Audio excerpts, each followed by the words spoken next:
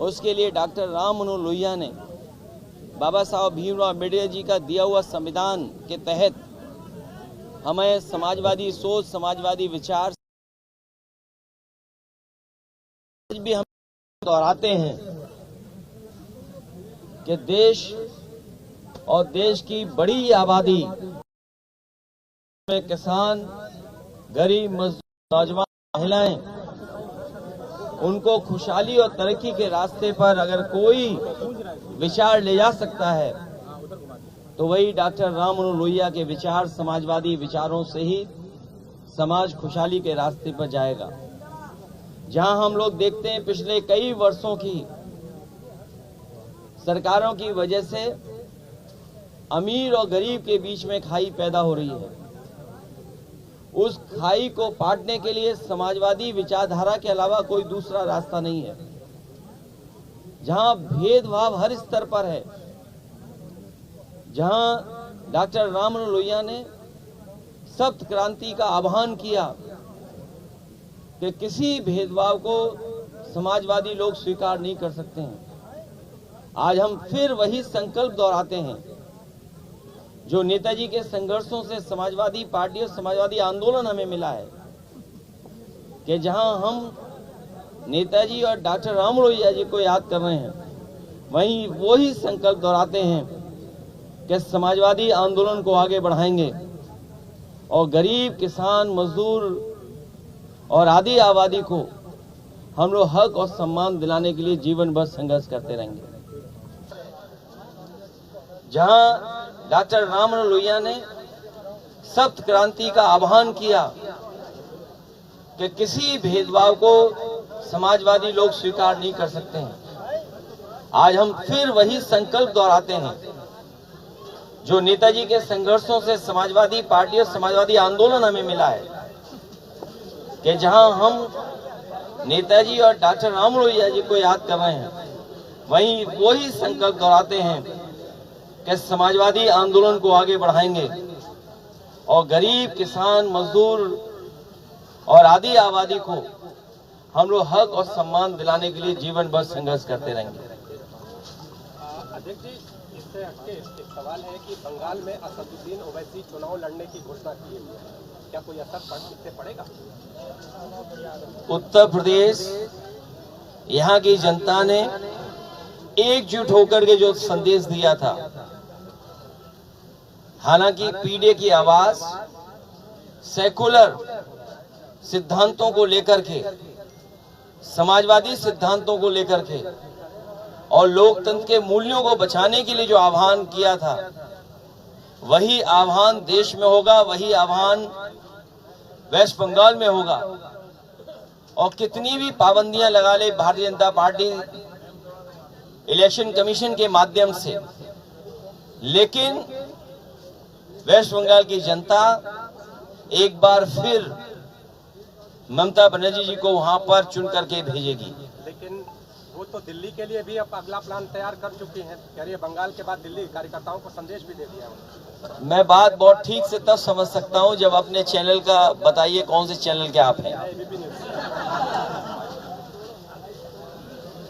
आप तो बंगाल से ही आते हैं।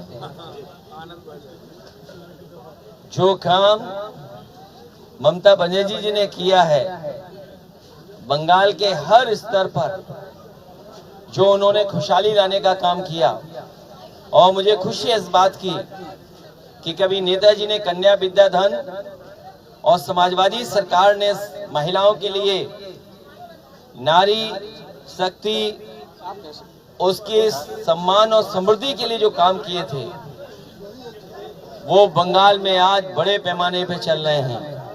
वहां की करोड़ों माताओं को बिना भेदभाव के वहां की सरकार हर महीने मदद पहुंचा रही है। और इस बार तो बजट में उन्होंने बढ़कर के तय किया है कि जो पिछड़ी, दलित और अल्पसंख्यक महिलाएं हैं और सामान्य वर्ग की महिलाएं, उनको विशेष वहां पर सुविधा, और जिस तरीके से समाजवादी पेंशन उत्तर प्रदेश में चली थी, वही और उससे बेहतर योजना बंगाल में चल रही है। महिलाएं और बंगाल के लोग ममता बनर्जी के साथ खड़े दिखाई दे रहे हैं।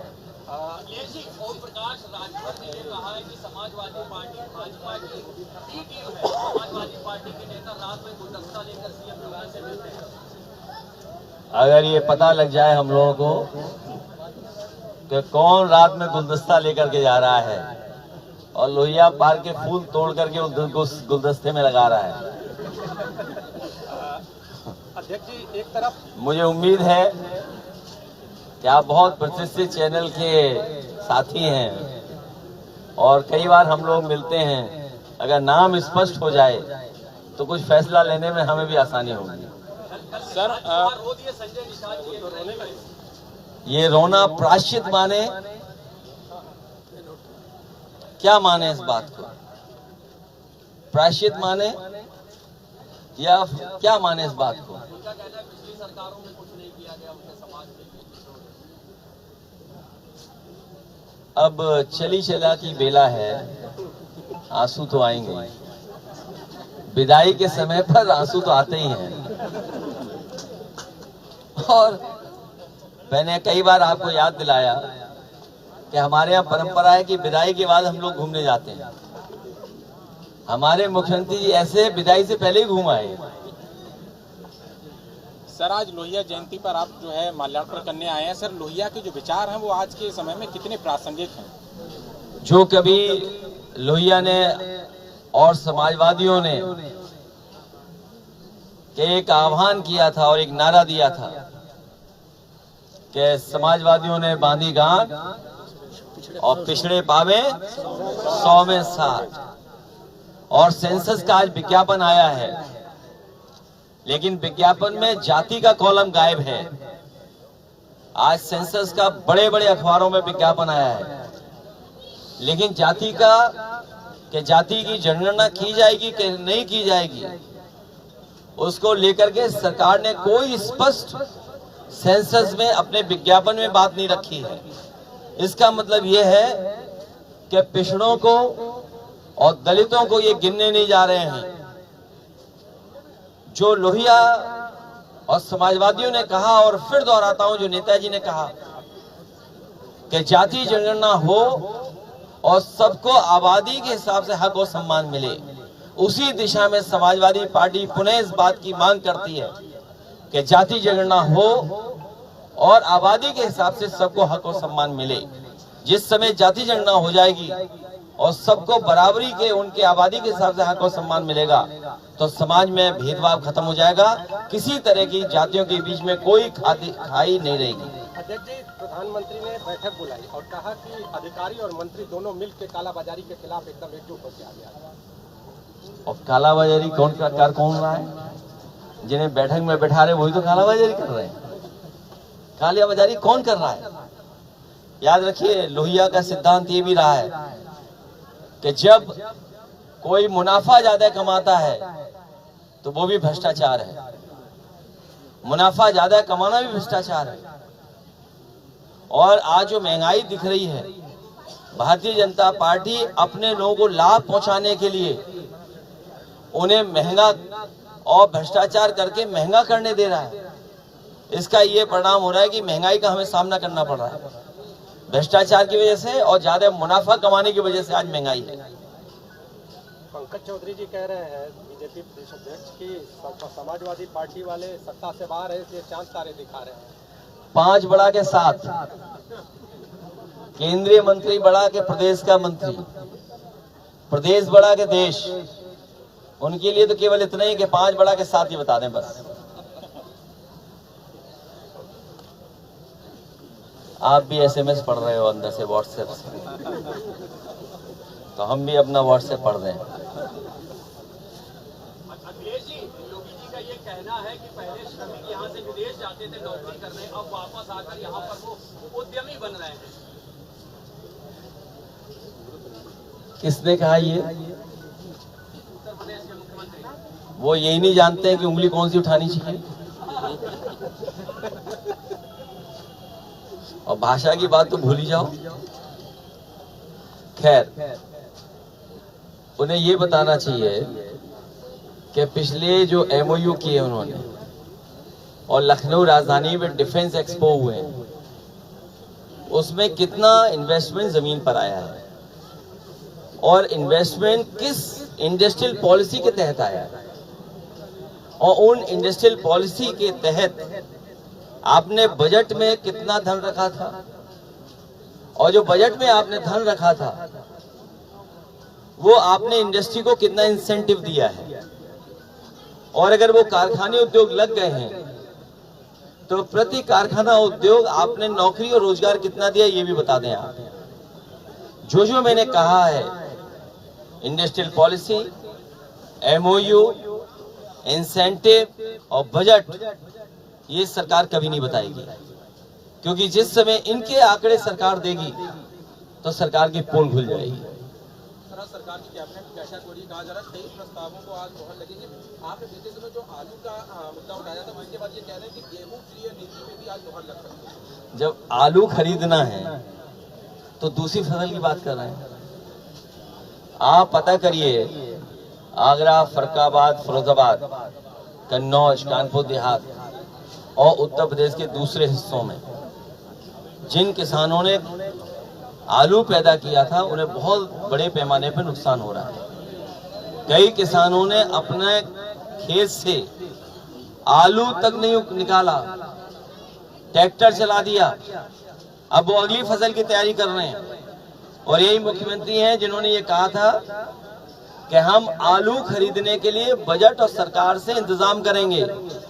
ये बताएं कितना आलू इन्होंने पिछली सरकार में खरीदा था, पिछले वर्ष खरीदा था, और इस बार आलू के किसानों को आलू खरीदने के लिए आपने बजट में कितना पैसा रखा था। अरे आ जाइए, कुछ नहीं होता। नियुक्ति पत्र 2 दिन पहले बांटे थे, उन्होंने कहा है कि सरकारी नौकरियों में वंचितों को वरीयता दी जा रही है। कैसे दे दोगे आप भी उनकी बातों में आ गए। अरे भाई, संविधान है कि नहीं है संविधान? हमारी मांग क्या है कि जाति गणना करो, आबादी के हिसाब से हक और सम्मान दे दो। तो वरीयता कैसे दे दी, ये तो हमें बताए ना भाई। आपने वरीयता कैसे दे दी? क्या 50% में दे दी आपने? कोई हमें बता दे पढ़ा लिखा और आप में से कि 50% में वरीयता दे दी। जिसका जो हक है वो तो देना ही पड़ेगा आपको। सवाल ये कि आप हक छीन रहे हैं।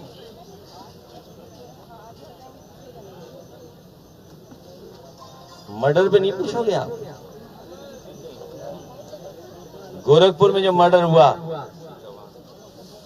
और उन्होंने क्या कहा वहां के राज्यसभा सांसद ने और विधायक जिन्होंने सीट खाली की मुख्यमंत्री जी के लिए, कि अगर दोषी पकड़े नहीं गए तो हम सरकार को नंगा कर देंगे राज्यसभा में।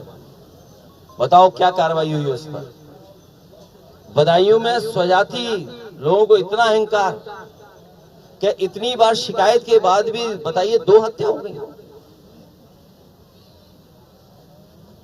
और फिर गोरखपुर, बदायूं, मथुरा और प्रधानमंत्री जी के संसदीय क्षेत्र में, जहां से 3 बार प्रधानमंत्री जी चुने गए हैं, किस तरह छात्र को दौड़ा दौड़ा करके मार दिया गया, हत्या हो गई उसकी।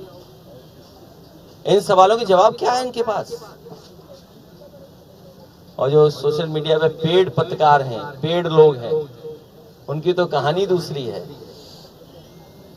सुना है कि कुछ सोशल मीडिया पे चला रहे हैं हमारे खिलाफ, वो सबको पता है, सबके व्हाट्सएप पे आई है। नहीं हो तो चेक कर लो व्हाट्सएप अपना, आया होगा व्हाट्सएप पर। पत्रकार साथी आया ना, देखिए, सब जानते हैं हम लोग भी। इलाहाबाद में सीसीटीवी और उसकी मेमोरी, क्या बोलेंगे, यूनिट जो बोलते हैं, जीवीआर, क्यों उखाड़ लिएगा ये बताओ? पहला क्लू तो हमारे पत्रकार साथियों को यही है। आप भी तो क्राइम रिपोर्ट करते हो, क्यों सीसीटीवी उखाड़ दिए गए? किसी के पास जवाब है इसका? और अंग्रेजी की कहावत है, strike the iron when it is hot. हथौड़ा तब मारो जब लोहा गर्म हो।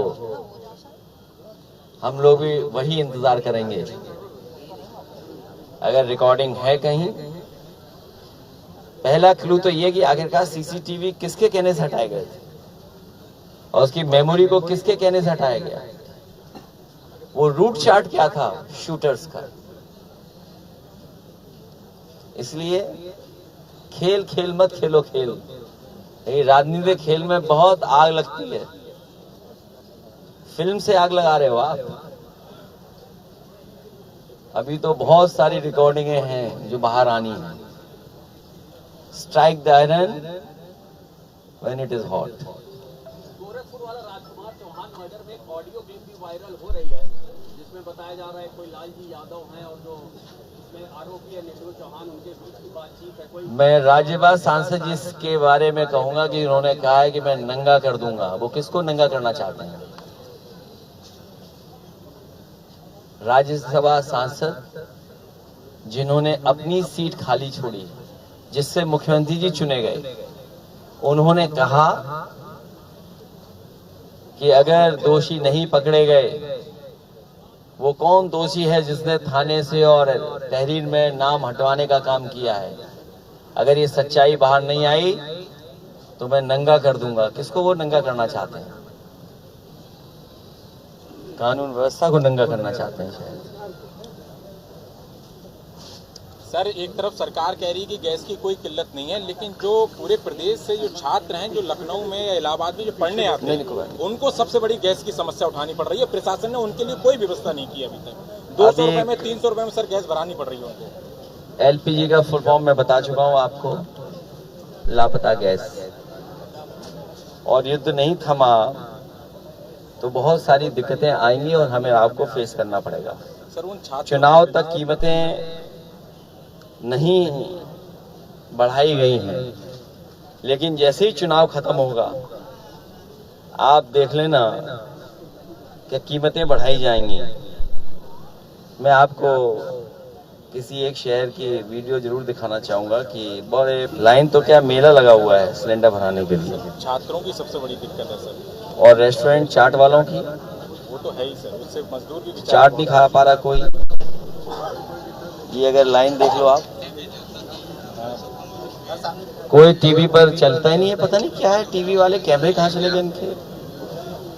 कैमरे लगता है लखनऊ में रह जाते हैं या लखनऊ के आसपास। ये देखो क्या मेला लगा हुआ है सिलेंडर को लेकर के। ये देखिए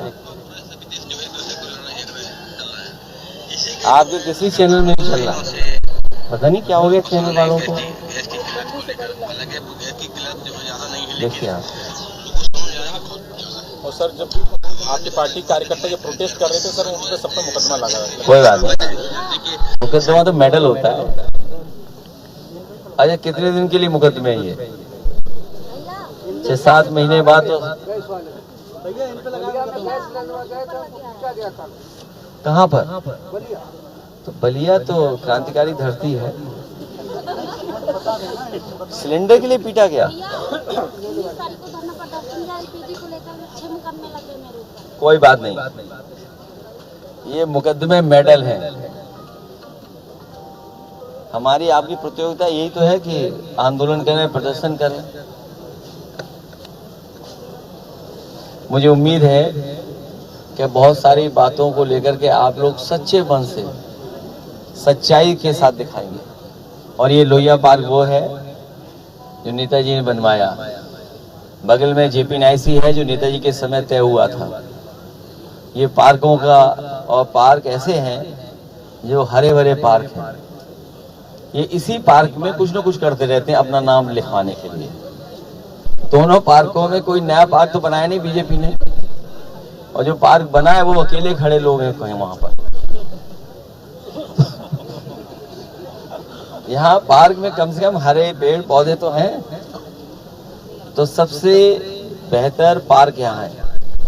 जिस पेड़ के नीचे हम लोग बैठे हैं गुलाचीन का पेड़ है, बगल में बॉटल पाम है। नेताजी ने पेड़ लगाया था, वो अभी भी है और बहुत बड़ा पेड़ हो गया पारिजात का।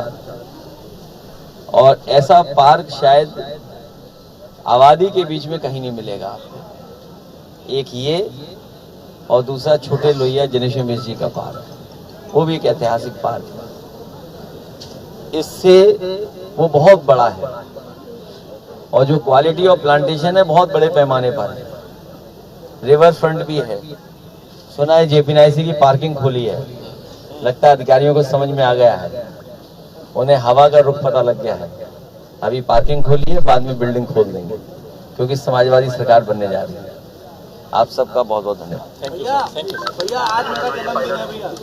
तो अब उसके लिए कुछ नहीं कर सकते हैं, 100 रुपये लाइए।